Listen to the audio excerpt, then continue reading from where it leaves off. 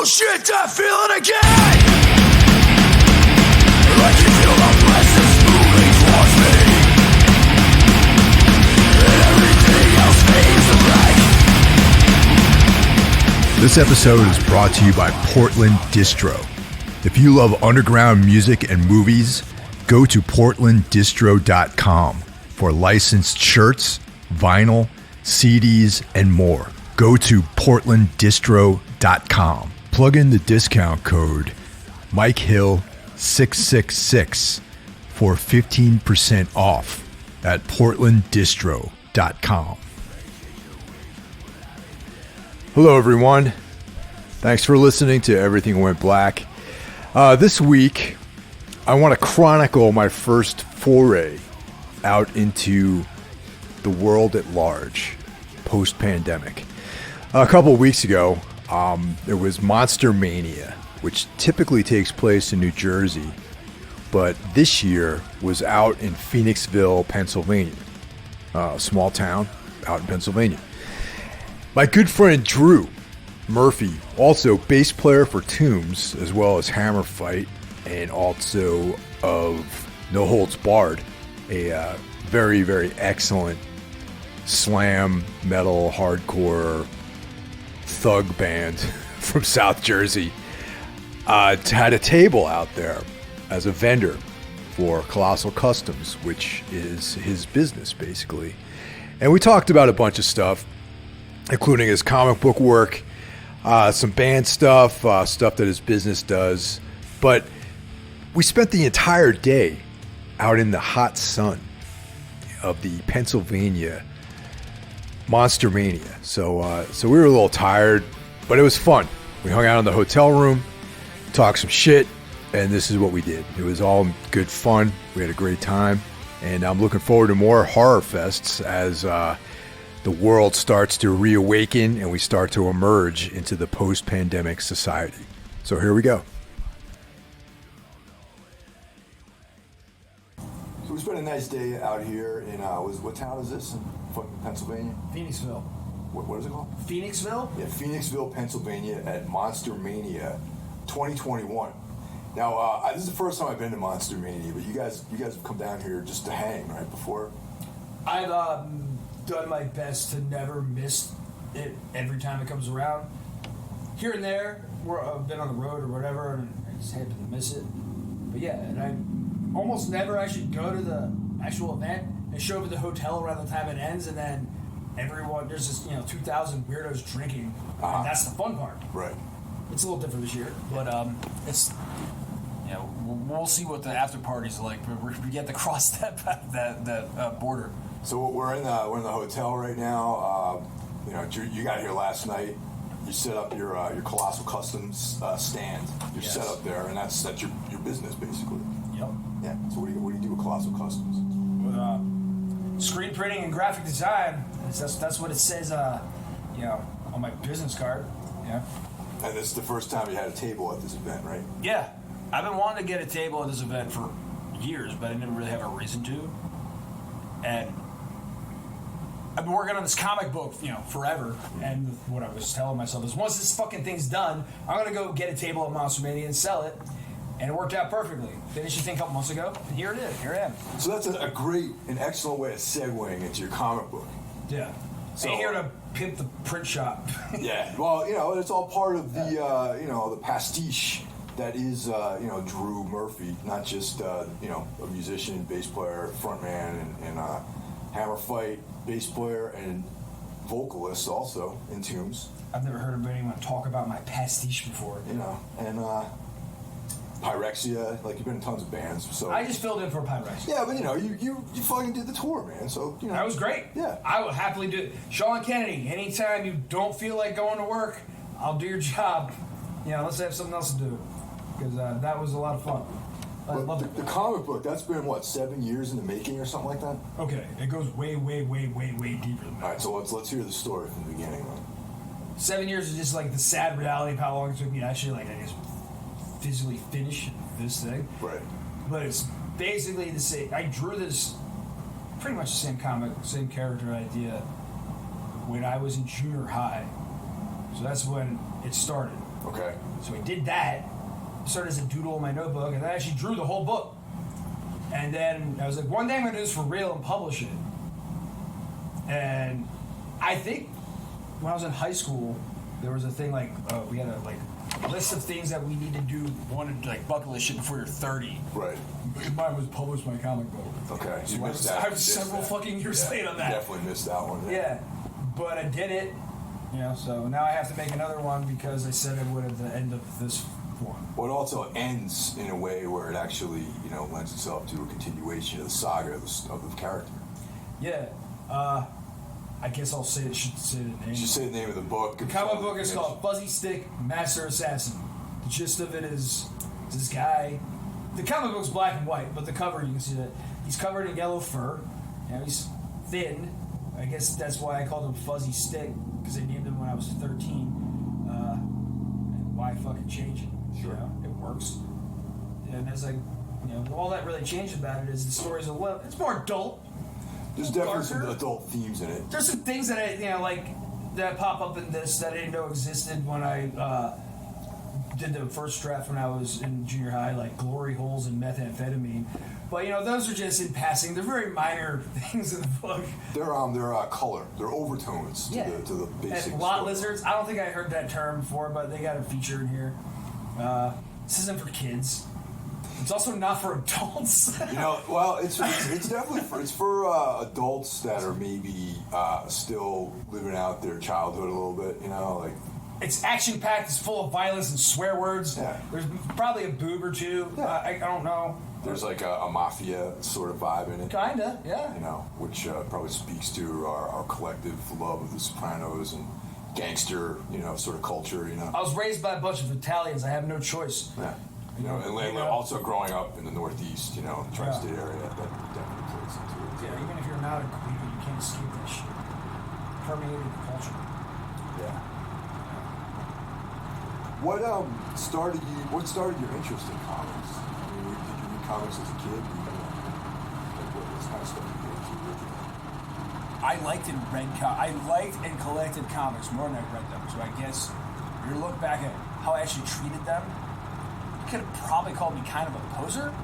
Okay. But it started because the first thing I ever liked to do was draw. Right. That preceded music. As far as possible. So pencils are a lot cheaper than guitars. It's easier to use with a kid. Sure. Then I got, like most guys my age, became obsessed with the Teenage Mutant Ninja Turtles around 1988, 89.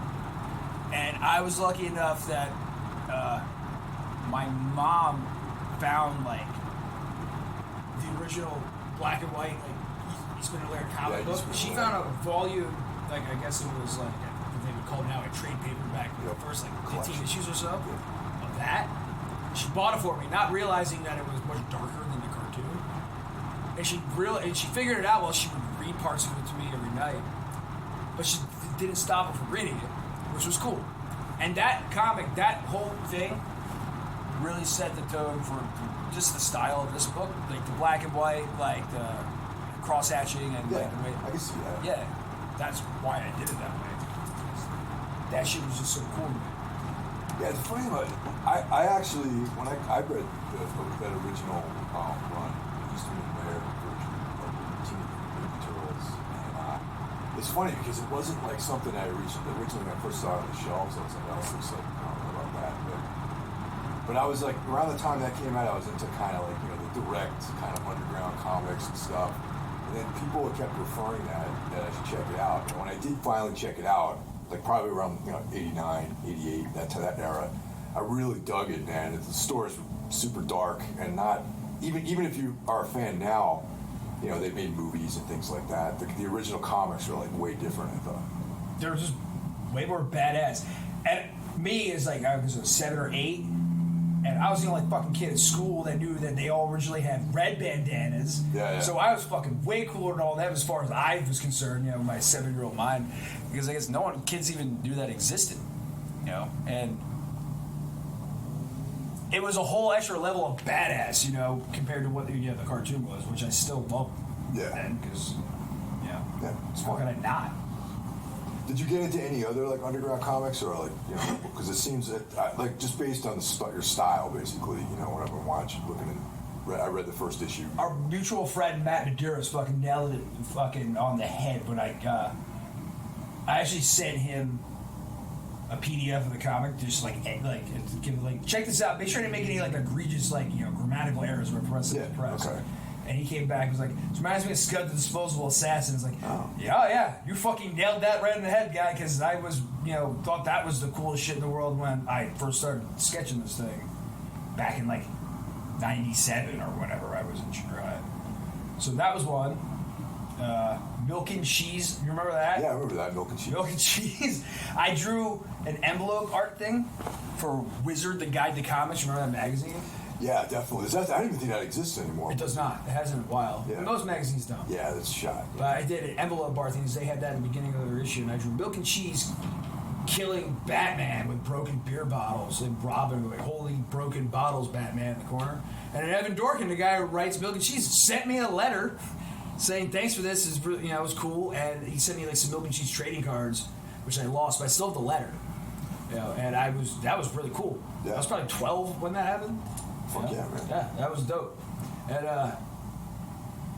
all I wanted to do back then was just draw pictures. And then I was already into heavy metal, but I didn't play music.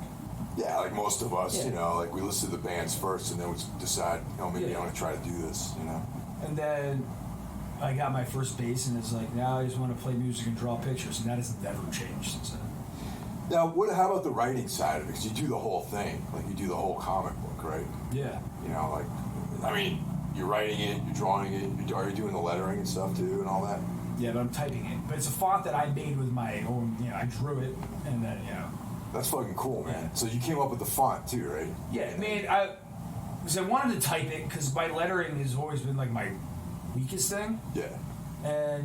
But I didn't want to just use some stock font, so I just did a quick Google search how to make my own font, and so I did it. So I printed out some sheet and I just drew all the letters in, and then uploaded it. And here's my font called Dictate Supreme. So other people can use it now? No, I haven't uploaded it to anywhere where it can be downloaded. You should upload it so other people can use it. If anyone's interested, contact Mike Hill somehow. Contact me, yeah. Well, I don't know, contact the podcast. I'm not giving.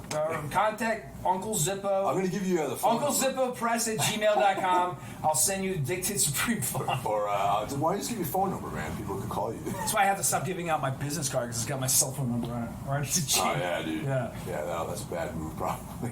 Yeah, it's proved to be a fatal mistake. Yeah. As much as I love comics, and I've been reading them my whole life, I have no fucking idea how one goes about producing a comic book. So, like, how do you do that, man? I mean, this is, like, more for my information than for the listeners, too. It's like, I've been reading comics since I was, like, 5, since I can read. And I still read comics regularly. Maybe just as trades, not so much as single issues anymore. But I have no idea how to even make a comic book. So what's the process like? Okay, well, I guess if you want to... For you, you know, maybe just for you, I guess. Yeah, I mean, I'm not a pro different. in the industry. I'm just some shithead that fucking drew a bunch of pictures and then sent it off for someone to print it. But I guess you could think of it like making a record. Okay. The way I did this, and I would imagine most people, like, you kind of plot it out. That's your pre-production, you know? So you got to sketch out the story and I guess the pacing of, like, I guess it's almost a shitty storyboard, even though a comic book is basically just a storyboard. Okay. That's what I did. I had a notebook at my job, and I just like sketched the whole thing out, and then I saved it. And years later, I went and used it as a map to go back and draw it out. So then I would just sketched it, then I inked it, and then I did shading, and then the words. Yeah, I started the. If you really want to analyze this book, you can tell that I didn't draw it in sequence, and it took a long time. And I started using different techniques and technologies to finish it. So I first started doing it was all on paper or the comic book art boards, which are 11 by 17, boards. And I would, pencil it on. I used like blue pencils that don't, photocopy. Right. And then I ink over it.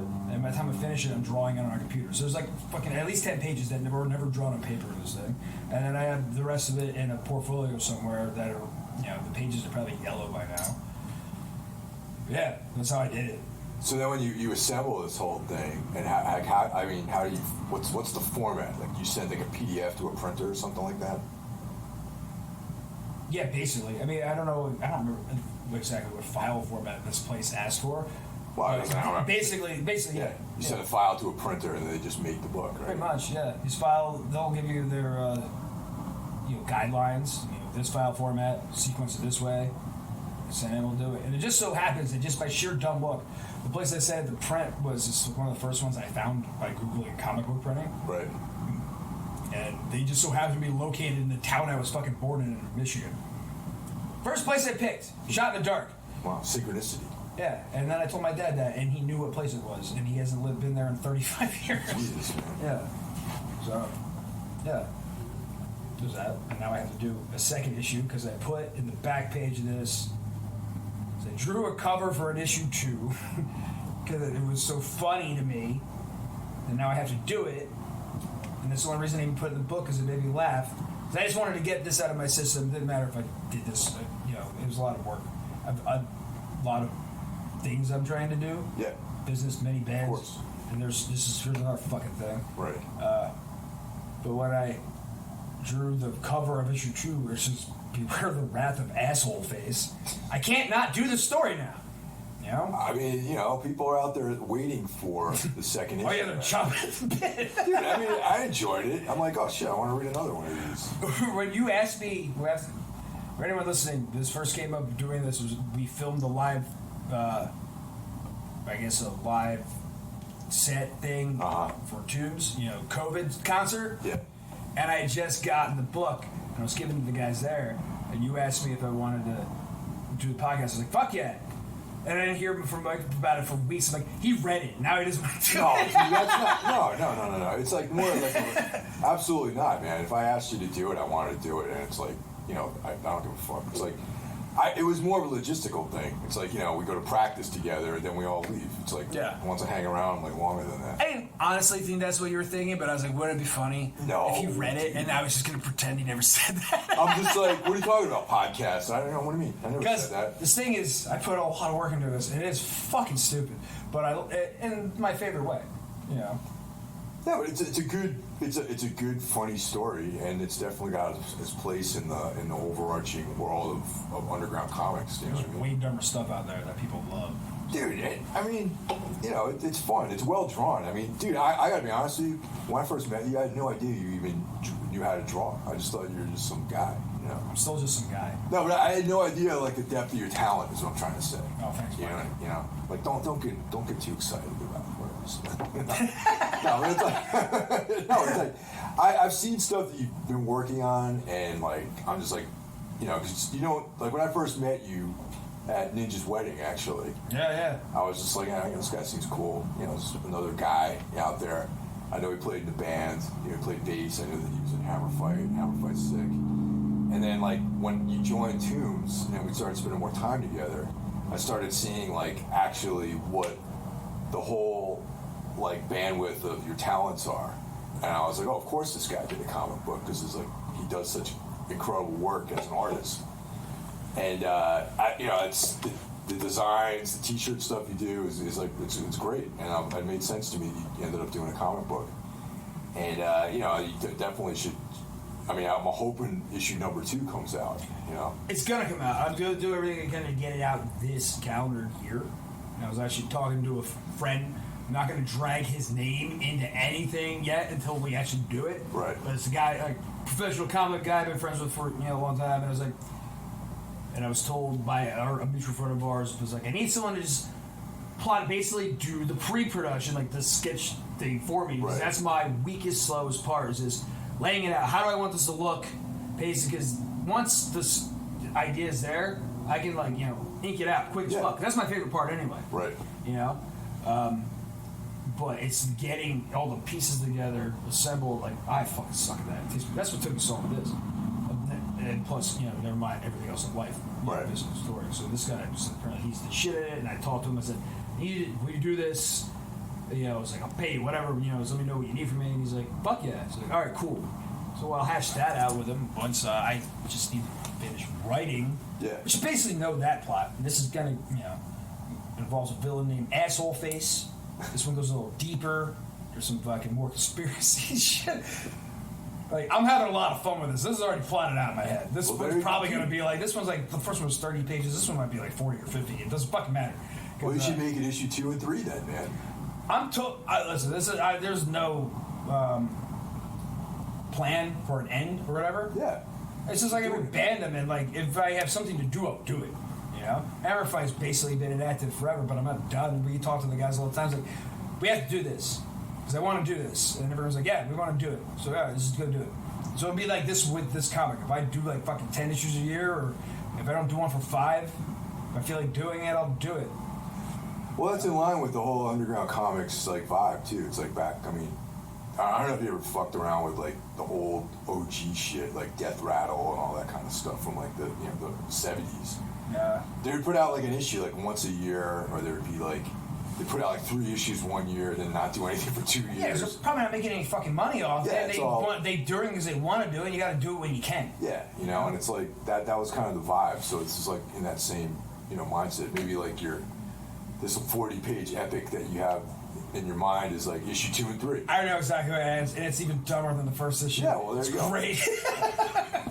You know, and just, you know, the conspiracy theory stuff, like, I'm down with that shit. I like this. Something with the underground base of Dulce, New Mexico might pop up in this one. Even better.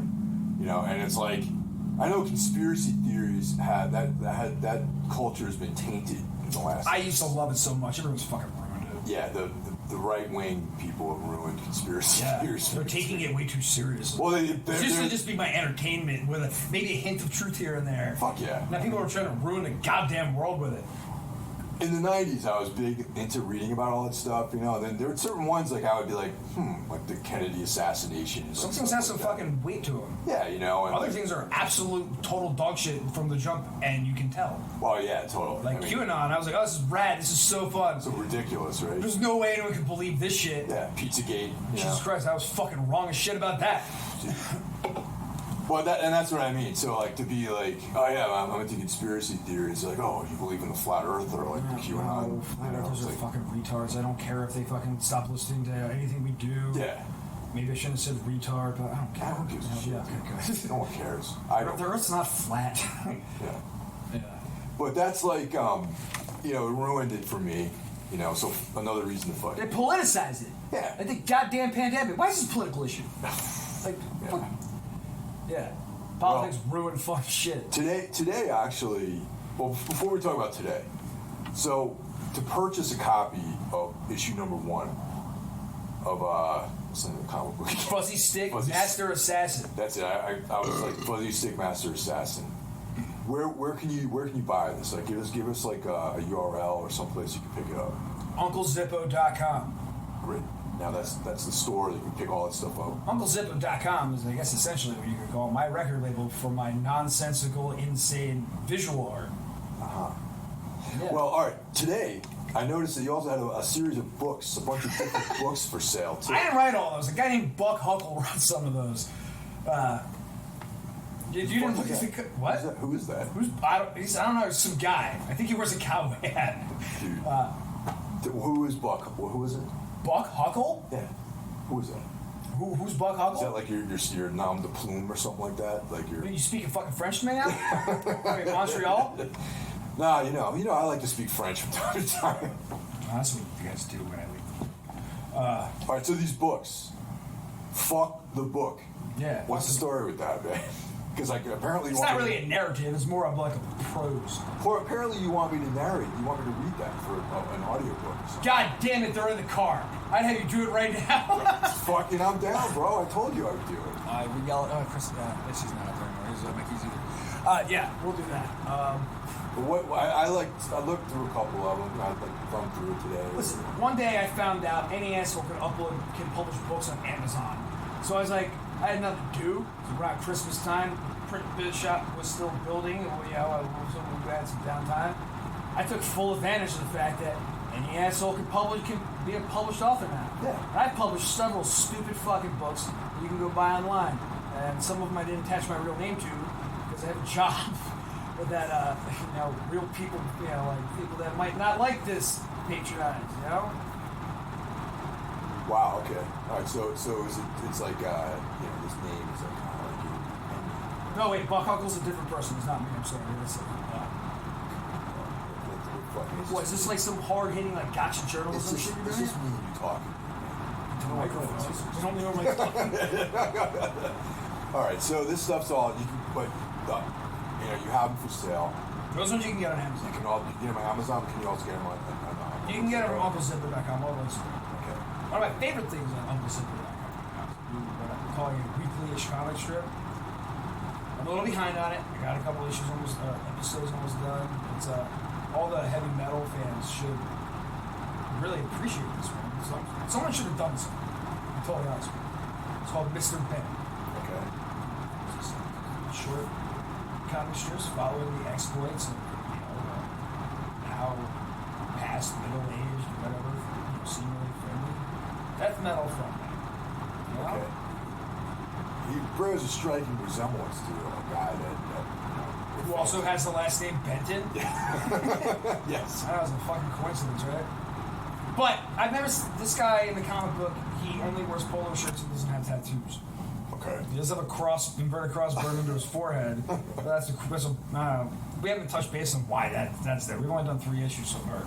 Episodes, I'm calling them, because it's just a comic strip, not really a book, But the next one's almost done, and this one, Mr. Benton goes to the airport. Conceivably, that could be collected into some kind of It will be. Yeah, that's absolute the beauty of it. That's another.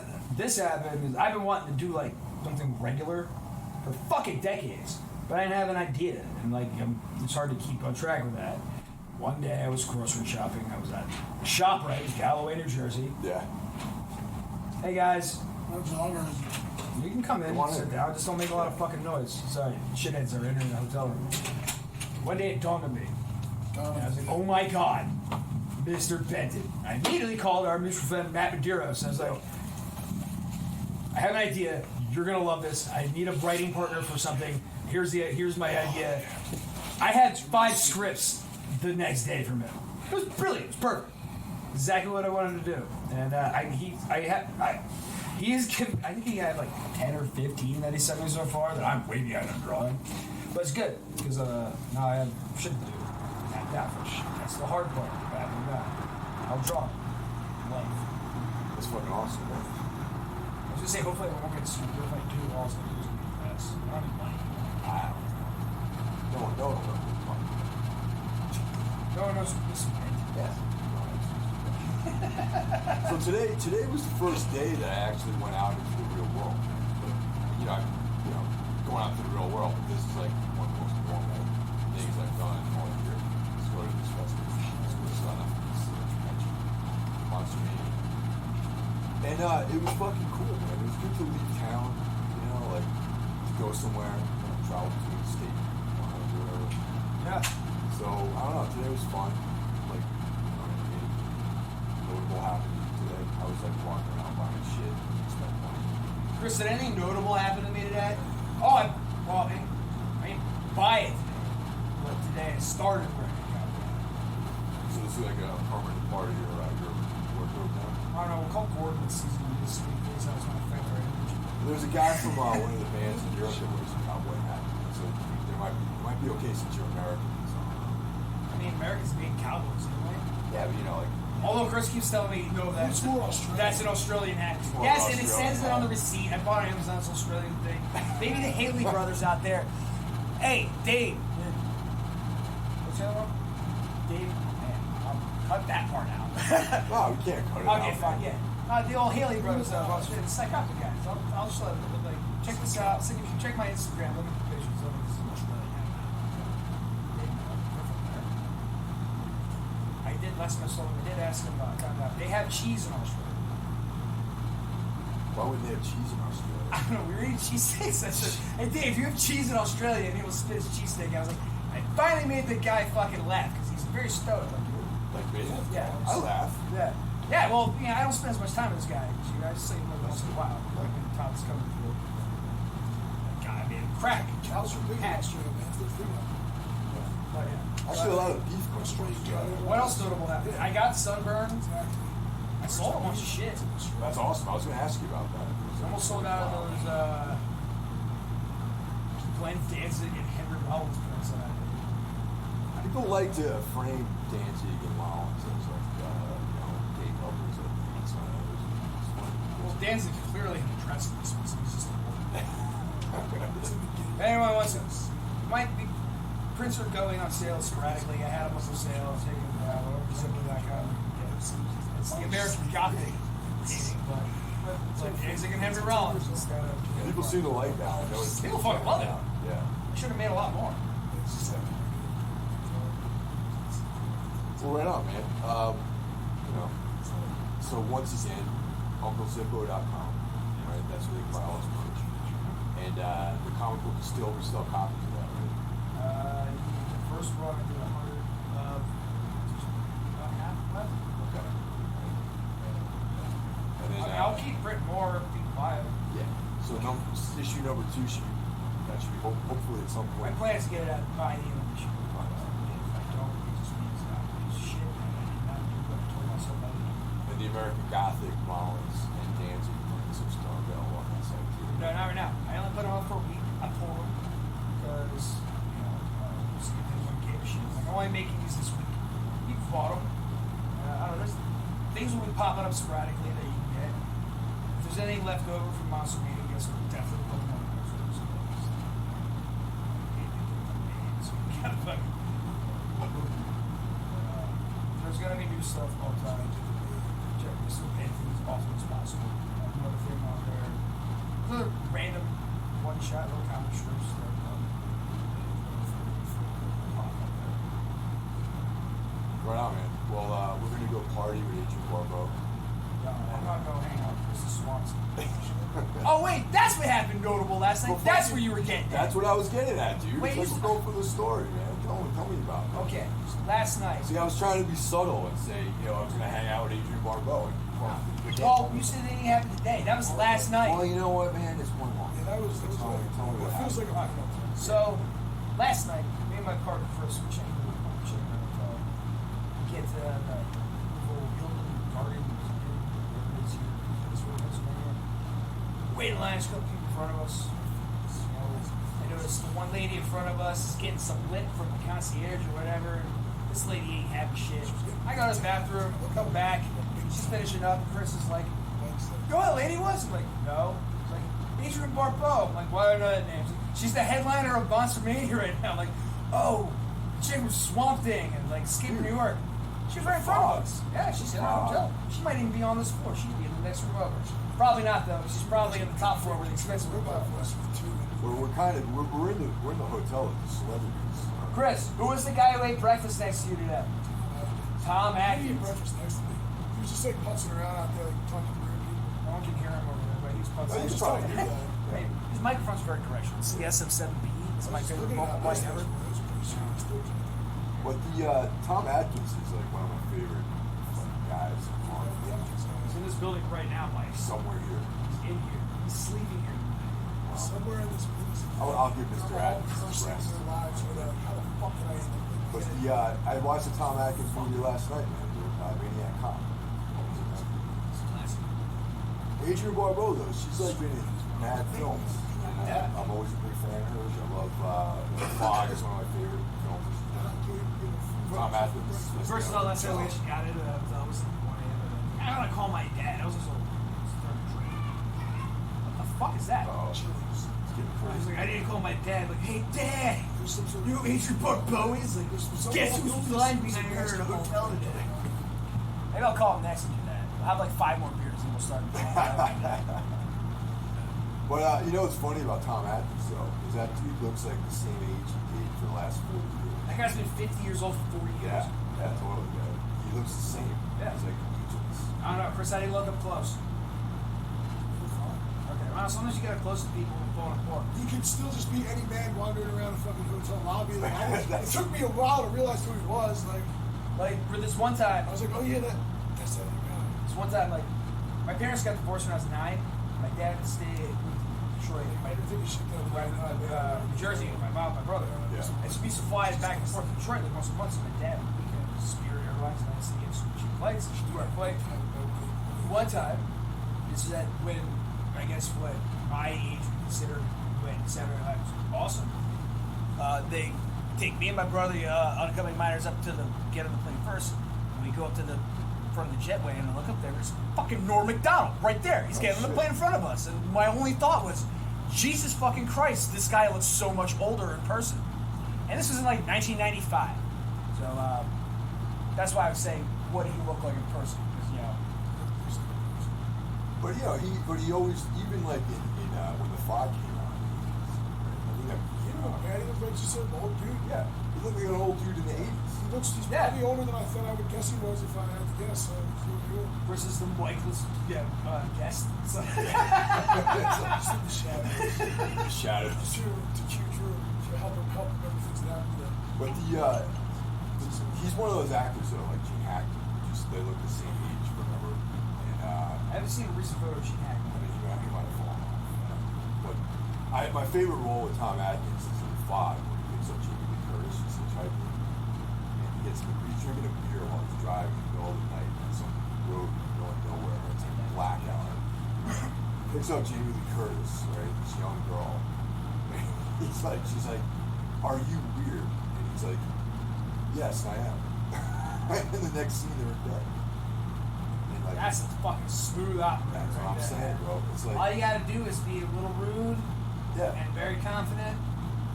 And then You're in. there was an interview with him where he's like apparently recognized everywhere, but not necessarily for being an actor. He's played a cop so many times. He's got cop face. He has a cop face, right? So many people that are actually like, retired police officers or whatever recognize him as a cop, and they're like, "Where do I know you from?" And they think he's actually a cop. They don't know. And hopefully, Dude, you don't remember me in the academy? we were in the academy. No, you don't remember me? He's like, God, dude, I think I do. See with Steve Cooper? Yeah, like we pistol whipped a bunch of dudes together in the alleyway. Remember before the body cam we used to do that? Before the body cams. Like in the good old days. Well, yeah, so that's Tom Atkins always been a big fan. It's one of those like actors. I don't know, I get excited when shit like this. Yeah, like, that's why I love this event. It's the first time it's been outside. That's just because it's COVID, makeup, pop thing. Yeah.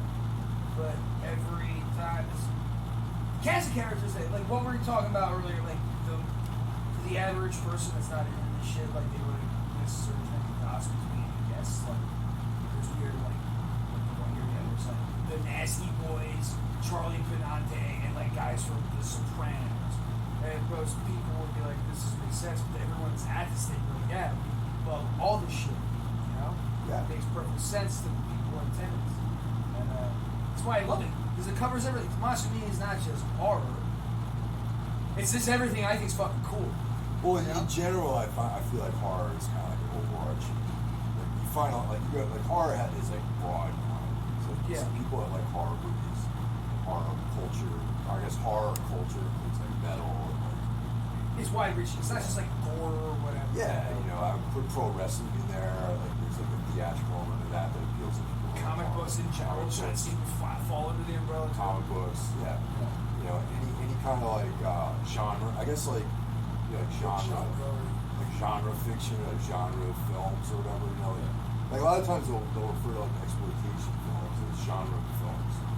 This isn't every film technically fall under a genre. Right, but when they say I agree. genre films, I think they're almost saying it in this kind of like denigrating way, where it's like, oh, you're making genre films, not even a serious word. But it's like, People talk like that are probably making serious farts. they're jerk offs. Say they think like that. So it's funny. I was listening to an interview with Eli Roth. He gets, Lots of shit for making like genre totally. movies. Yeah, for making genre movies, and he like flipped it on somebody. He's like, oh, you fucking art film. In 20 years, no one's gonna fucking remember it, but people will remember Driller Killer from 1977. Yep. So it's like, who wins at the end? He won that argument pretty quickly. Exactly. Yeah. Like, no one, everyone's gonna remember The Exorcist. They're not gonna remember like shitty like art house film that 5 people watched. No, that's a really good argument. I never thought about that. Totally. And you can say the same about music, man. It's like your fucking crappy like indie rock band. Always a fuck. People are gonna always remember Kiss and Slayer and shit like that.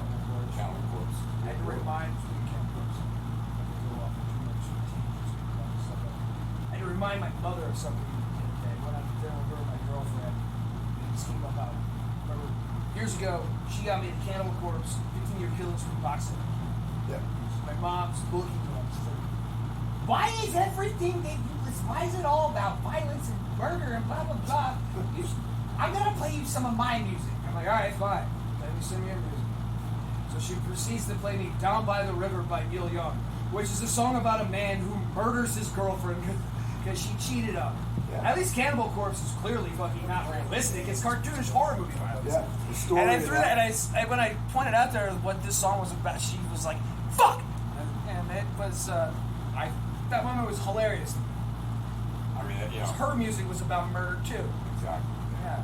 Yeah. Well, hell, man, I'm gonna try to find Agent Bobo. Right. And, you know, I'm gonna get Krista Swanson. enjoy the rest of the night. Maybe Tom Atkins. Chris, you go get Tom Atkins. Let's go get Tom Atkins. Jeremy, Pinhead's here. Yeah. Doug Bradley, man. That's right. We got to talk about him. Doug Bradley. That's one of my Hellraiser ones. Here too. I only saw that. He was allegedly. There's some chick that was like, on the list. Part 2 or something. Like Murder Victim 3. Murder Victim. I played Murder Victim 3. Yeah. 13, 9. One time in 1973.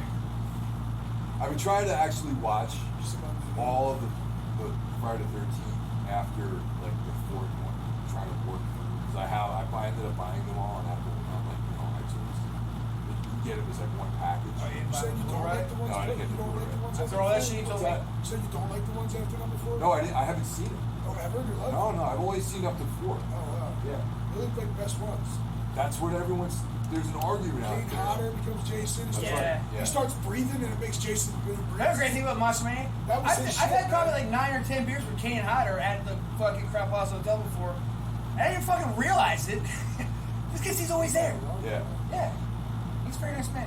There's been like this like argument going on there that Friday the 13th as a series It got ridiculous. is man. better than. It's still That's what I really Halloween. found what it became and what it is. Before that, because I guess the first one, there was no Jason. It was just, Yeah, it was some other. Yeah. Jason didn't have a, Came in the second one. The second one, he's like a hyperactive Even really- hillbilly with a one-eyed like sack mask, Yep. like, still running and shit all frantic. that character like- wasn't fully fleshed out until about Yeah. 4. Okay. You know? Yeah, I don't remember 3. Well, like the argument is like between that and Halloween. And Halloween, like the story lost the plot. lost it, and Friday the 13th one's got better. Yeah, 'cause Jason was always a monster of some sort. He was just a guy in the first Halloween. Yeah. You know what I mean? He's just It was called The Shape. It was just the credits. Yeah. And Just a fucking mental patient. but like Halloween 1 and 2 though are fucking two of my all-time favorite horror films. Really? Definitely. Yeah, good But they story. fell off. Because you don't know. All you know is he got shot and he's gone. They Yeah. fell off Alright, because that's they were mysterious. chasing the genre of success of Freddy Jason. Right. But Like, Loomis- they didn't Loomis want it. Halloween, John Carpenter didn't want to do those movies. He No, wanted that's why nothing he to do with pieced that out. bad. He pieced out after. He pieced out, and then other people were just trying to capitalize on this thing that kind of fits into this box. So let's just do whatever's popular, and that's when things start being watered down. This is shitty. It's with that with any media, music, anything. Pornography. Yeah. Too many fucking. When everything is about fucking your stepsister, then nothing's about fucking your stepsister. Why do you want to fuck the stepsister? When did incest porn become so cool? What is the fuck? I don't get it. And you know I blame Game of Thrones. I think it was before that. Yeah, I feel like it's been going on longer than that. Game of Thrones has been on for a long time. Game of Thrones old. Yeah. Alright, we came here to talk about cowboys. I'm talking about incest porn. It's all right, man. Halloween did good because Donna. I haven't even done drugs in that. You know those bugs you're pointing out that you're talking about. There's like a. Oh, that's the same spider that was there last night. Yeah. Yeah, alright, he's keeping us safe from Russ. This place is lousy with spiders. They think we lived for like 2 weeks or something, so he probably lives right there for We're gonna have a hell of a time editing this one. Awesome. What do you think of that? This isn't like this is real life, man. Good. There's Good. like big, like it's not a very produced show that. Yeah, I know. I just, I don't know. I'm not there when you do the shit like this.